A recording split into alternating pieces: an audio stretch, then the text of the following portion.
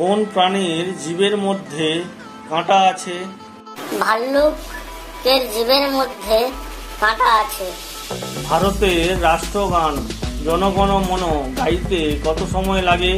ভারতের রাষ্ট্রগান জনগণ মন গাইতে 52 সেকেন্ড সময় লাগে। হাওয়াই জাহাজ যে পাইলট চালায় তার বেতন কত? হাওয়াই জাহাজ যে পাইলট চালায় তার বেতন 2 লক্ষ। ভারতে মোট কয়টি নদী আছে? ভারতে মোট 400টি নদী আছে।